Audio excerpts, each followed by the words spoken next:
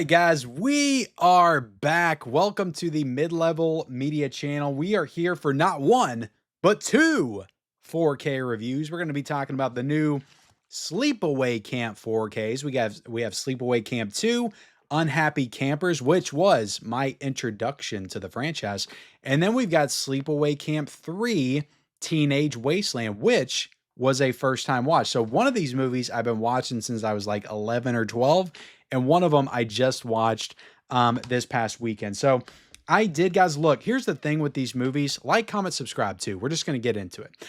Here's the thing with these movies. When they announced them, I had been waiting for these to come out for so long. Scream Factory put these out, I think, in 2016, 2017, somewhere around there. That is when I got back into collecting Blu-ray and first started discovering the boutique labels. So I completely missed out on those Scream Factory editions. I got the first one from Scream Factory, but I completely missed out on Sleepaway Camp 2 and 3 from Scream Factory. By the time I knew about them and by the time I was collecting Scream Factory, they were long out of prints. So I never got them, and I was hoping and waiting for Scream Factory to do them for what felt like the longest time. And then there was the whole rumor with Kino Lorber that they had the rights to it, but they weren't going to put them out because they were too like below them to do. And I'm like, that doesn't make any sense. You guys literally did Lorna the Exorcist and started the Kino cult line.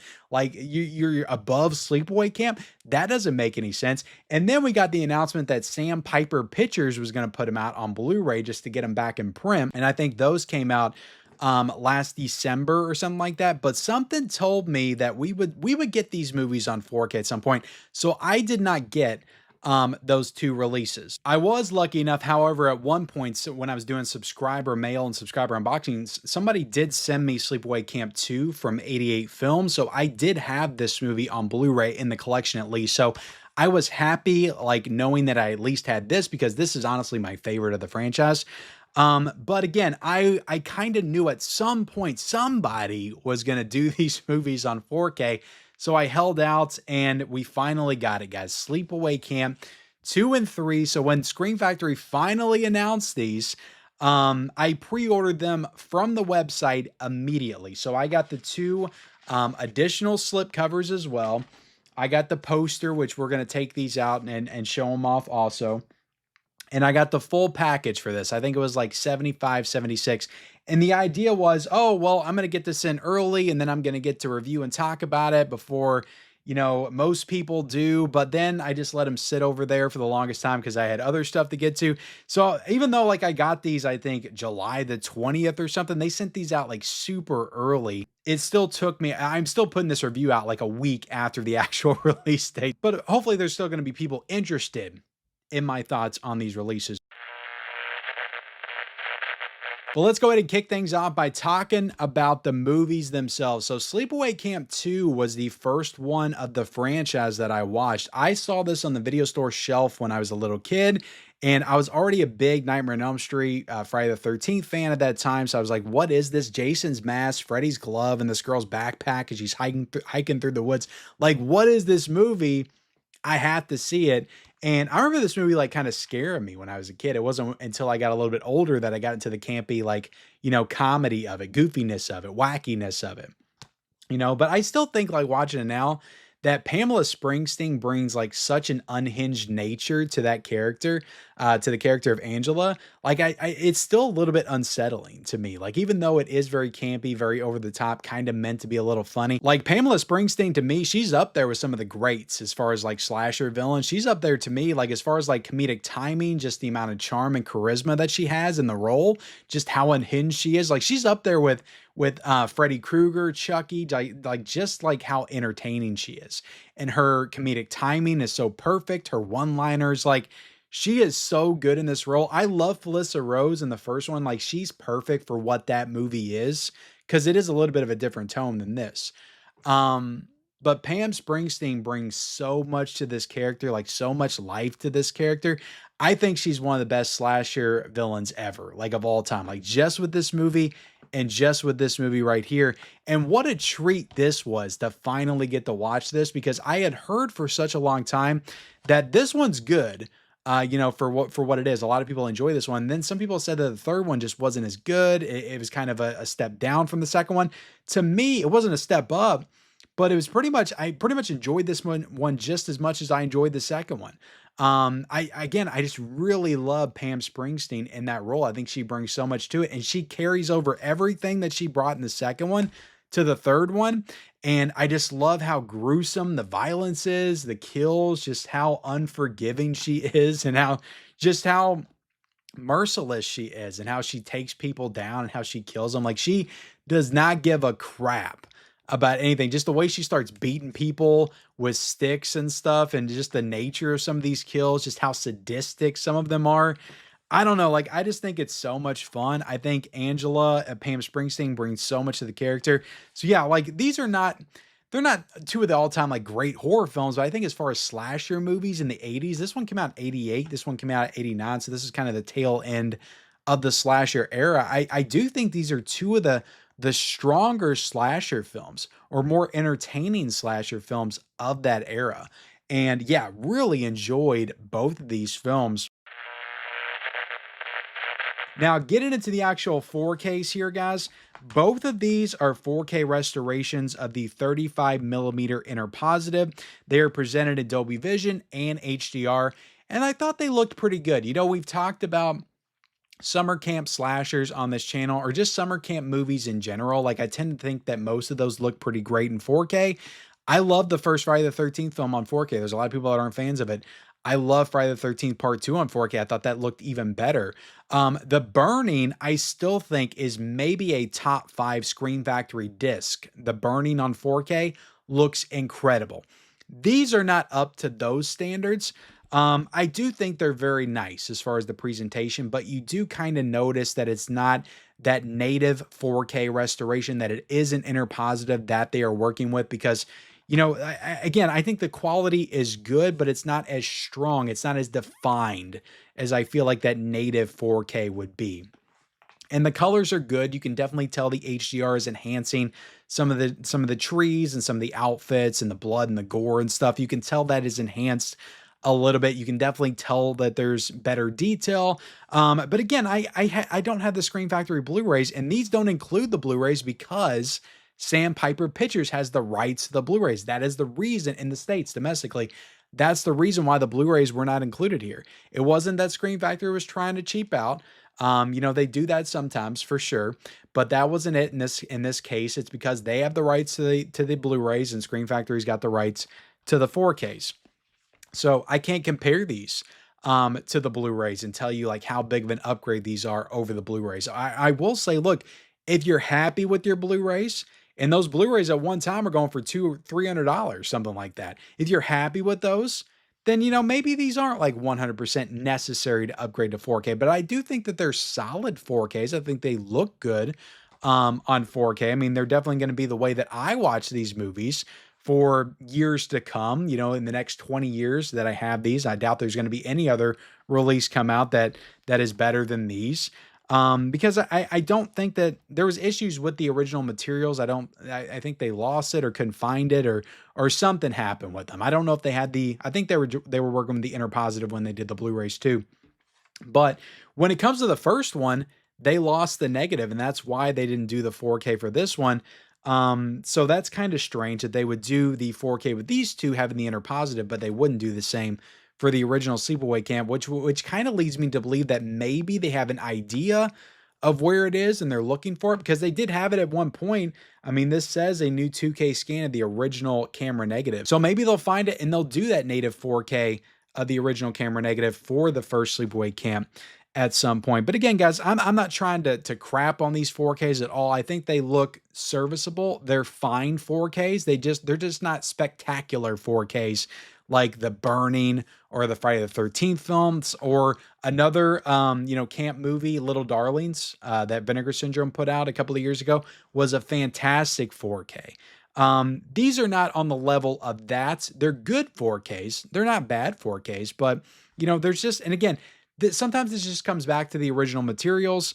and the fact that they were working with the inner positive instead of the original negative. Sometimes you're just not going to get that great uptick depending on what you're working with. So they probably did the best that they could, but definitely not the best that I've seen Screen Factory do as far as 4K presentation. Now get into the audio here, guys. You got the DTS HD Master Audio 2.0, no audio upgrade. This is the same audio that was present on the last Blu-ray releases. So audio wise, guys, these both have great like heavy metal soundtracks. They sound great, but these are movies that, again, they're 80s slasher films, low budget slasher films. I don't think you need the 5.1, the 7.1, the Atmos sound mix for these. So I'm perfectly fine with them just sticking to the same audio that they had on the last versions of these.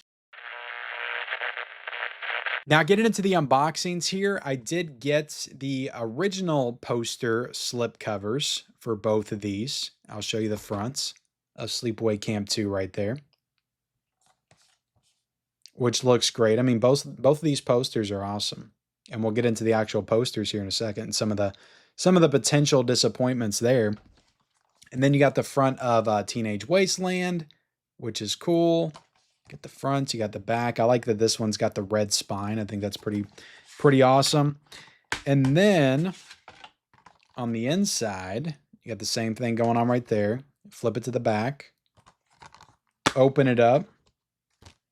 You got some disc art on your 4K, but no Blu-ray, like I said. No reversible cover art either.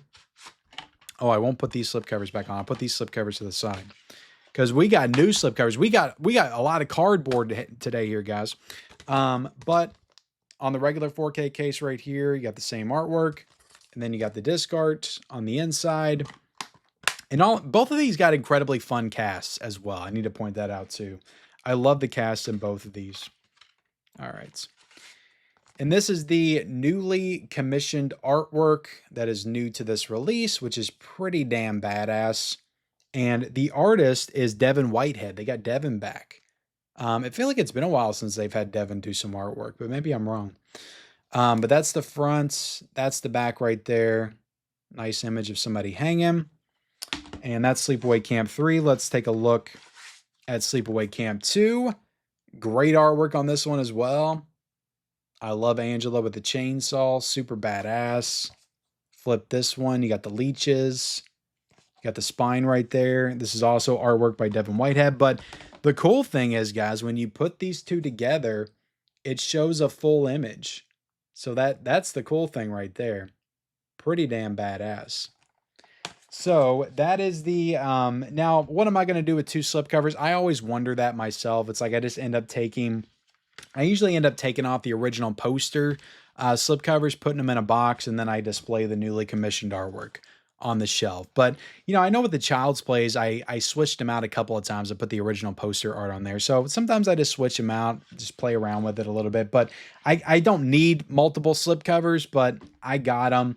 Again, just because I wanted to get the full package with this one. And that's the only way you can get the newly commissioned artwork for those slipcovers. But I also got the posters. Now you got two posters in here. A little bit of controversy when these came out just because of the double-sided nature of them. And Screen Factory doesn't usually do stuff like this. But on the inside, you got the Sleepaway Camp 2 poster.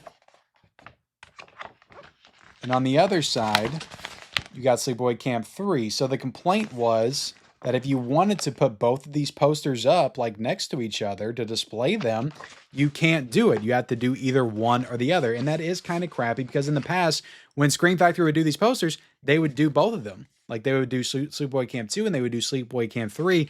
And the posters is like the big perk. Other than getting it in very early, that's a perk too. That's the big perk of ordering from the Screen Factory website is the posters, because they're exclusive to the website and you don't get them on Amazon or anywhere else when you order these. But you do have two posters in here. You have this, the newly commissioned artwork, which is pretty damn badass. Like honestly, if I'm going to put up some posters, I would probably put this one up just because it is awesome. So yeah, that's the two posters that I got.